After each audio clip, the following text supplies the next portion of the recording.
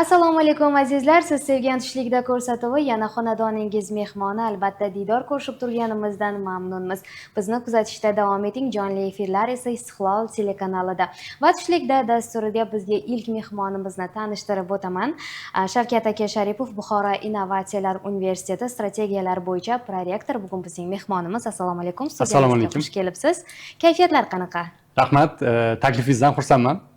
Juda ham yaxshi va bugun aynan sizni nimaga tushlikda dasturimizga chaqirdik? Sababi bugungi kunda demak talabalar o'rtasida xususiy universitetlarga kirish osonroq degan tushunchalar ko'payib bormoqda va bugungi kunda aynan ilk savolim shundan iboratki, aynan xususiy universitetlarga bugun qabul jarayonlari qanday ketmoqda? Talabalar soni oshyaptimi yoki kamayyaptimi?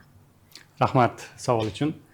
Avvalo bizni ko'rib tinglab turgan tomoshabinlarimizga, ota-onalarga, yoshlarga hurmatimni bildirgan holda bir masalaga to'xtalib o'tmoqchiman. Aytaylik, o'zi maktab nima beradi degan savolga. Maktab yoshlarimizga umumta'lim, ya'ni bazaviy ta'lim beradi, tayanch ma'lumot beradi jamiyatda o'zini o'rnini topish uchun. Lekin shu jamiyatning to'laqonli a'zosi bo'lish uchun bu yoshlar jamiyatga nimadir bera olish kerak. O'zi qiymat yarata olish kerak. Mana shu qobiliyatni yoshlarga oliy ta'lim beradi. Endi oliy ta'limni olish mumkin ko'plab oliy ta'lim muassasalarida. Shuni ichida xususiy oliy ta'lim nima bera oladi degan savolga aytganda, xususiy oliy ta'lim o'zini moslashuvchanligi bilan ajralib turadi. Ya'ni u jamiyatning talablariga moslashishi osonroq, tezroq amalga oshadigan ta'lim muassasasi hisoblanadi. Shuning uchun yoshlarimizga oliy ta'lim, jumladan xususiy oliy ta'lim shu jamiyatga kerak bo'ladigan kasbni egallash imkonini beradi. Va yoshlarimiz tanlayotganda ham shunaqa bir fikr yuritish kerakki, maqsad oliy ta'lim emas, maqsad diplom emas, maqsad shu oliy ta'limda o'ziga nimadir kasb egallashki, ertaga shu kasb orqali hayotda o'zini o'rnini topish degan savol bo'ladi. Va xususiy oliy ta'lim muassasalari shu masalaga tezkor javob topib beradigan muassasa sifatida bugun yuzaga keladi. Endi mana savolingizga keladigan bo'lsak, kirish osonmi degan savolga keladigan bo'lsak, kirish oson, lekin bu umumiy oliy ta'limni darajasidagi talablar qo'yilgan hamma joyda. Faqat yoshlarimiz o'ziga savol berish kerakki, bu oliy ta'limga kirishda men jamiyatdagi o'rnimni qayerda ko'raman, nimada ko'raman degan savolga javob topish kerak bo'ladiki, bu savolning javobi diplom emas. Bu savolning javobi o'zini mahoratli kasb egasi sifatida ko'rish. Xoh injineriya sohasida bo'lsin, xoh IT sohasida bo'lsin, xoh ta'lim sohasida, xoh iqtisod moliya sohasida bo'lsin, demak hozirgi kunda o'z kasbini mahoratli egasi bo'lmaydigan bo'lsa, unga talab bo'lmaydi unaqa kadrga. Oliy ta'lim aynan mana shunaqa talab bo'ladigan darajadagi ko'nikmani yoshlarimizga berish uchun faoliyat yuritadi. Xo'sh, mana talabalarning qamrovi qay darajada, yildan yilga oshmoqdami degan savolni ham bergandim. Yaxshi savol. Mana sizni ko'rsatuvingizga kelishdan oldin Milliy statistika agentligimizning ma'lumotlarini ko'rdimda, o'sha yerda demak 2024-2025 yilning yakuniga ko'ra respublikamizda 18-23 yoshdagi yoshlarimiz oralig'idagi qamrovi hozir 47% dan oshibdi. Demak, yoshlarimizni, O'zbekiston yoshlarini 47% dan ortig'i oliy ta'lim bilan qamrab olinibdi. Va O'zbekistonni rivojlantirishning 2030 strategiyasi bor. Bu strategiyada marra qo'yilgan, maqsad qo'yilgan 2030-yilga O'zbekiston yoshlarini 50% oliy ta'lim bilan qamrab olish kerak. Demak, bu joyda shuni ko'rish kerakki, bu 50% bilan qamrab olish kerak degani, demak, shuncha yoshlarimiz jamiyatga mukammal kasb egasi sifatida kirib kelishini nazarda tutadi. Bu faqatgina oliy ta'limga yetib olish, qamrab olish bu maqsad emas. Oliy ta'lim orqali jamiyatga yuksak darajada faoliyat ko'rsatadigan mutaxassislarni tayyorlash hisoblanadi va mana biz bilamizki, bugungi kunda oliy ta'lim muassasalarining tarmog'i kengayib boryapti. Demak, davlat oliy ta'lim muassasalari, xalqaro nodavlat oliy ta'lim muassasalari qatorida xususiy oliy ta'lim muassasalarining ham tarmog'i kengayib boryapti. Bugungi kunda umumiy hisobda 200 dan oshdi bu oliy ta'lim muassasalarining soni va o'ylaymanki, O'zbekiston 2030 konsepsiyasida qo'yilgan 50% yoshlarni qamrab olib, ularga oliy ta'lim berish degan maqsadga biz erisha olamiz. Tan olishimiz kerak, xususiy universitetlar boya ta'kidlab o'tganingizdek kirish oson, lekin mana aytib o'tdingiz, o'zlashtirish juda ham qiyin. Lekin kontrakt to'lovlari davlatnikiga qaraganda ancha ko'proq. Endi bu nisbiy tushuncha. Biz aytaylik ta'lim xizmatlari ko'rsatish bo'yicha O'zbekistondagi, dunyodagi qo'shni davlatlardagi ko'rsatkichlarni qarasak, O'zbekistonni ko'rsatkichlari o'rtacha darajada, hamma tomonlama. Shuning uchun o'ylaymanki, bu bugungi kunda aytaylik oliy ta'limga kirgan inson, biz boshida suhbatimizda aytdik, qo'shimcha qiymat yarata oladigan inson. Ya'ni mana savolingizga bitta qo'shimcha jihatni aytib ketaman. Bir payti oliy ta'limni rahbariga misol uchun bizga savol berishganda, sizni oliy ta'lim muassasangizni bitiruvchilar qayerga ishga borib joylashadi, bularning hammasiga ish joyi topiladimi degan savol berishgan. Shu o'rinda bir juda ham shunga to'g'ri keladigan bir javob berishganki, mani hamma ish bitiruvchilarim borib kimdir ish beruvchiga joylashmaydi, mani bitiruvchilarim ish beruvchi bo'ladi o'zi degan masalani aytishgan. Demak, biz shunga intilishimiz kerak ekanki, bizni bitiruvchilarimiz nafaqat qaysi bir vakant joy qidiradigan, bizni bitiruvchilarimiz o'zi ish o'rni yaratadigan darajaga yetish kerak bo'ladi. Va ish o'rni yaratadigan darajaga yetadigan xodimlarimiz demak nafaqat o'zi band bo'ladi, u o'zini atrofidagi insonlarni ham band qiladi va qo'shimcha qiymat yarata oladi. Va shu qo'shimcha qiymat yarata oladigan holatga kelganda biladiki, bu hozirgi kontrakt to'lov miqdorlari qanchalik bir optimal darajada tanlanganligini anglab yetadi. Xo'sh, xususiy universitetlarda, mana xususan Innovatsiyalar universitetida grant ham joriy etiladimi? Rahmat. Avvalo mana shu teletomoshabinlarga, yoshlarimizga bir narsani yana bir bor eslatib o'tib ketmoqchiman. Bizda ongimizda ko'p davrda bir tushuncha qoldiki, grant deganda biz faqatgina shu davlat oliy ta'lim muassasalarida grant qismi va kontrakt qismini tushunishga o'rganib qolganmiz. Chunki bu grant qismi davlat byudjetidan ajratib beriladi. Nodavlat, xususiy oliy ta'lim muassasalarida grant o'rinlari bor.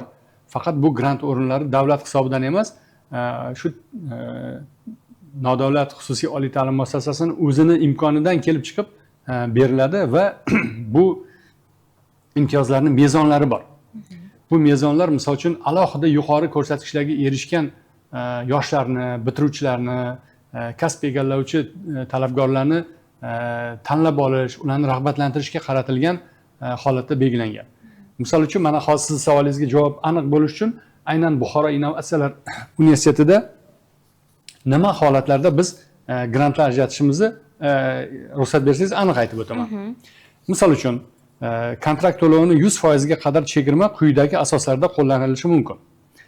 IELTS 7 va undan yuqori yoki sifr C1 darajasi va undan yuqori darajada bo'lgan yoshlar uchun, xalqaro fan olimpiadalarida birinchi, uchinchi sovrinli o'rinlarni egallagan yoshlar uchun, respublika olimpiadalarida birinchi o'rinni egallaganlar uchun, jahon chempioni yoki olimpiada o'yinlari sovrindori bo'lgan yoshlarimiz uchun demak 100% lik chegirmalar beriladi. Mana siz aytgan grant degan tushuncha ko'proq shunga to'g'ri keladi. Lekin bu o'rinlarni oliy ta'lim muassasasi o'zini hisobidan beradi. Endi bu 100% lik, lekin bizda shuni qatorida qisman grant beradigan, imtiyoz beradigan ko'rsatkichlarimiz ham bor. Jumladan qisman chegirmalar nima ko'rsatkichlar uchun beriladi? Bular IELTS 6.5 daraja uchun 50% biz chegirma beramiz, grant beramiz.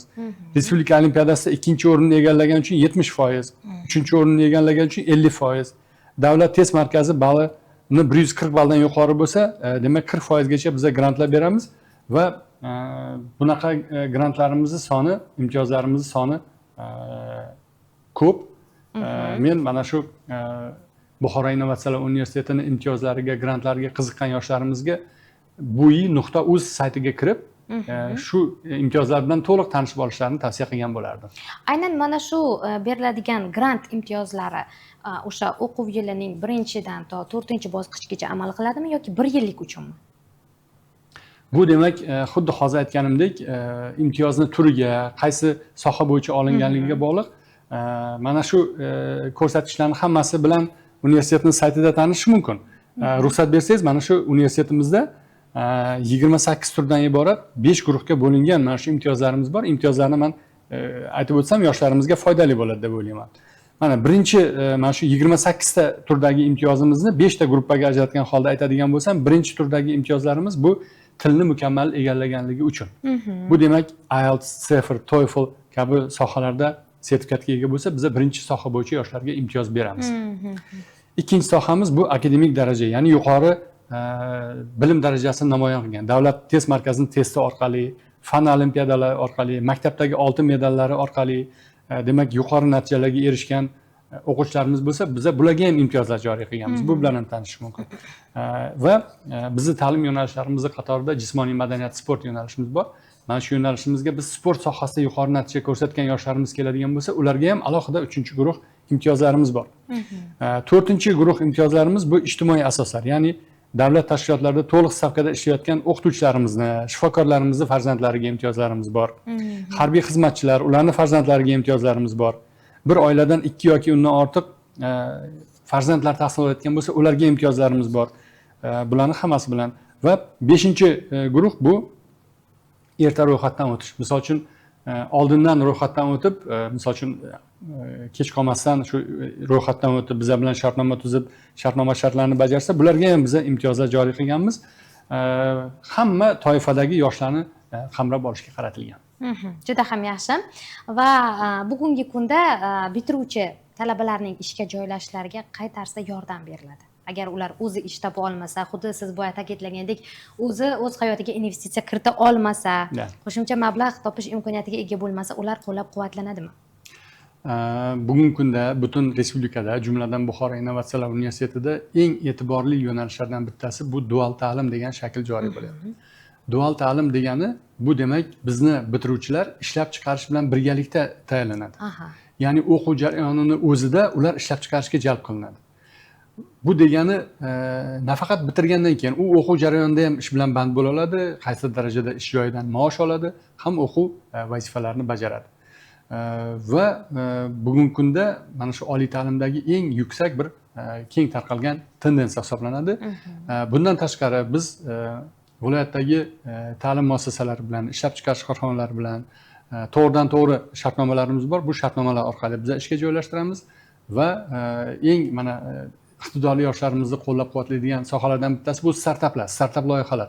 Ya'ni yoshlarimizni startap loyihalarini biz qo'llab-quvvatlaydigan bo'lsak, ular startap loyiha orqali o'zini ishini tashkil qilish mumkin bo'ladi va o'zini ishni tashkil qilish orqali ishlab chiqarishni aytaylik keng yo'lga qo'ygan holda o'zini bandligini ta'minlash mumkin bo'ladi. Ayni damda mana qabul jarayonlari qanday ketmoqda, qamrov qanday? Mana shunga ozgina to'xtalib o'tsangiz. Rahmat. Hozirda universitetimizda, Buxoro innovatsiyalar universitetida 2026-2027 o'quv yili uchun qabul jarayonlari ketmoqda va bu qabul to'liq onlayn raqamlashgan shaklda amalga oshadi. Ya'ni bizni universitetimiz bilan tanishmoqchi bo'lgan, tanlamoqchi bo'lgan, unga o'zi abituriyent sifatida rasmiylashtirmoqchi bo'lgan talaba istalgan joydan qabul.bui.uz saytiga kirib registratsiyadan o'tishi mumkin va registratsiya orqali bizni abituriyentimizga aylanishi mumkin. Va mana shu ro'yxatdan o'tish jarayonida u o'ziga tegishli qiziqtirgan bakalavr yo'nalishini yoki magistratura mutaxassisligini tanlaydi. Tanlagandan keyin mana shu kerakli hujjatlarni yuklaydi. Bu demak o'zini pasporti, attestatini, shahodatnomasini yuklasa, demak unga yo'l ochiladi o'sha sinovlarni topshirishga. Sinovlarni topshirgan abituriyentlarimiz demak o'zining natijasi bilan tanishib, agar bu natija qoniqarli bo'ladigan bo'lsa, demak tavsiya etilgan taqdirda o'sha shartnomalarida shartida ko'rsatilgan shartlarni to'lovlarini bajargandan keyin unga biza talabalikni rasmiylashtirib berishimiz mumkin bo'ladi va bu jarayon asosan onlayn amalga oshadi. Ya'ni talabalarimizni biza turgan joyida ovora qilmasdan amalga oshishi mumkin. Bilasiz, mana respublikamizda hujjatlarni elektron aylanish yo'lga qo'yilgan, aytiladiki, insonlar emas, hujjatlar harakatlanadi degan ma'noda. Shuning uchun biz mana shunaqa bir elektron tizim yo'lga qo'yganmizki, talabalarimiz qulay shaklda o'zlarini ro'yxatdan o'tib murojaat qilishlari mumkin. Qabul bui.uz sayti orqali. Mana davlat institut universitetlaridan farqli o'laroq xususiy universitetlarda qabul jarayoni yilda bir marotaba yoki 2-3 marotaba bo'lib o'tadimi? Demak, savolingiz uchun rahmat. Hozir demak xususiy oliy ta'lim muassasalarida ham davlat oliy ta'lim muassasalaridan qabul bir marta umumiy tartibda amalga oshadi. Javob uchun rahmat albatta. Va yana bir savol, aynan kontrakt asosida, ya'ni to'lov shartnomasi asosida qabul qilingan talabalarda o'sha to'lovni to'lash uchun qiyinchilik tug'ilsa, ular qanday yo'llar bilan to'lovni amalga oshirishi mumkin? Masalan, qanaqadir kreditlar asosida, imtiyozlar asosida? Rahmat savol uchun. Umuman mana shu to'lovlarni amalga oshirish masalalarini bir 3 ta yo'nalishga ajratish mumkin. Birinchi, biz talabalarga shu qulaylik, yengillik yaratmoqchi bo'lgan yo'limiz, mana bu imtiyozlarda ham aytib o'tdik, talaba agar o'quv jarayoni boshida to'liq to'lovni to'laydigan bo'lsa, biz unga sezilarli darajada chegirma beramiz. Bu ham yengillikni bitta turi bo'lib hisoblanadi. Endi agar bu bizni talabamiz o'zini shartnoma to'lovini bo'lib to'lash vaziyati unga ko'proq to'g'ri kelsa, biza 4 marta bo'lib to'laydigan sharoit yaratganmiz. Ya'ni birinchi kiritadigan miqdori 25%, ikkinchi ma'lum muddatdan keyin 50%, ma'lum muddatdan keyin 75% va ma'lum muddatdan keyin 100%. Ya'ni talaba o'quv yili davomida bo'lib to'lashi mumkinki, bu ham bitta yengillik bo'lib hisoblanadi. Ikkinchi, mana shu talabalarga qulaylik tug'dirish uchun yaratilgan sharoit bu ta'lim kreditlari hisoblanadi. Ta'lim kreditlari talabani o'zi tomonidan yoki uni ota-onasi tomonidan banklar bilan kelishilgan holda banklar tomonidan rasmiylashtiriladi. Endi uni shartlari banklar orqali belgilanadi, lekin mana shu ta'lim krediti orqali ham demak bizda tahsil olishga talabalarimiz jalb qilinishi mumkin. Va uchinchi bir jihati bor. Buni endi aytib o'tib ketish kerak. Teletomoshabinlarning ham ko'pchilikning xabari balki bor deb o'ylayman. Mana shu farzandlari kontrakt to'lovida o'qiydigan ota-onalar bu kontraktlarni to'lagan holda ular shu 12%lik soliqdan ozod bo'ladi oylik maoshidan. Demak, ular albatta mana shu to'lov miqdorlarini o'rnatilgan tartibda tegishli organlarga taqdim qilishsa, ular shu 1 yil davomida to'lagan solig'ini oylik maoshini miqdoridan 12% miqdorda demak imtiyozga ega bo'lishi mumkin. Buni ham hisobga olish kerak. Albatta, bizni hozir kuzatib turgan ko'pchilik muxlislarimiz, ular orasida talaba bo'lmoqchi bo'lgan yoki ularning ota-onalari ham bo'lishlari mumkin. Ular o'zlari uchun bugun foydali, kerakli bo'lgan ma'lumotlarni olish deya umid qilamiz. Albatta, ular tomonidan yo'llangan savollarning ko'pchiligini ham men sizga yo'llab bormoqdaman va ayni damda mana Buxoro Innovatsiyalar universitetida qanday yangiliklar, rejalar yo'lga qo'yilgan? Mana suhbatimiz avvalida biz biroz dual ta'lim to'g'risida suhbatlashdik. Aynan bugun mana siz bilan suhbatlashishga kelishdan oldin biz Germaniya Federativ Respublikasini bizga kelgan vakillari bilan biza muzokaralar, uchrashuvlar o'tkazdik va yaxshi yangilik aytmoqchimanki, biz bu yildan germaniyalik hamkorlarimiz bilan o'zbekistonlik mutaxassislarni ishga jalb qilish bo'yicha hamkorlik shartnomalarini imzolayapmiz. Bu degani biz o'zimizda tayyorlaydigan aytaylik elektrotexnika sohasida, injineriya sohasida, IT sohasida tayyorlaydigan injenerlarimiz to'g'ridan to'g'ri Germaniyadagi ish beruvchilar bilan muloqot qilgan holda ish bilan ta'minlanishi mumkin bo'ladi. Buning uchun biz mana shu Buxoro Innovatsiyalar universitetida mutaxassislar tayyorlashni shu elektrotexnika, IT sohalari bo'yicha Germaniyani talablari, Germaniyani belgilangan tartiblari, standartlari bo'yicha tashkil qilishni yo'lga qo'ymoqchimizki, bunda bizga hozir mana shu germaniyalik hamkorlarimiz tegishli mutaxassislarni, o'quv materiallarini, o'quv laboratoriya bazalarini hamkorlikda yaratishni taklif qilishmoqda. Va o'ylaymanki, mana shu darajada biz tayyorlaydigan mutaxassislar O'zbekistonda ham o'zini o'rnini topa oladi. Aytaylik, Germaniyada ham o'zini topa oladi va butun dunyoda o'zini aytaylik kompetensiyasi bilan o'rnini topa oladigan mutaxassislar tayyorlaymiz deb o'ylayman bu orqali. Keyinchalik mana germaniyaliklar kelib bu yerga yoki o'zbekistonliklar borib Germaniyaga ta'lim olishi ham mumkinmi? Shunday. Demak, biz hamkorlikda mana shu mutaxassislar tayyorlashni yo'lga qo'yapmizki, demak, nafaqat Germaniya, boshqa Yevropa davlatlari bilan ham biz hamkorlikni yo'lga qo'ymoqchimizki, misol uchun bazaviy ma'lumotni, bazaviy ta'limni bizda olgan holda ta'limini u davlatlarda ham davom ettirish imkoniyatini biz yaratib beramiz. Rahmat kattakon Shavkat aka, bugungi suhbatimiz davomida biz aynan abituriyentlarimiz uchun ham foydali bo'lgan juda ko'plab ma'lumotlarga to'xtalib o'tdik. Tanlov esa o'z qo'lingizda. Albatta siz qaysi oliygohga topshirishni albatta o'zingiz va oila a'zolaringiz bilan maslahatlashib hal qilasiz. Biz esa sizga shunchaki har tomonlama ko'mak berish, yordam berish maqsadida albatta mutaxassisimizni jalb qilgan holatda sizga qo'shimcha kerakli ma'lumotlarni taqdim etdik. Albatta sizga ham rahmat va kelgusi dasturlarimizda yaxshi yangiliklar bilan sizni yana kutib qolamiz. Rahmat, minnatdorman.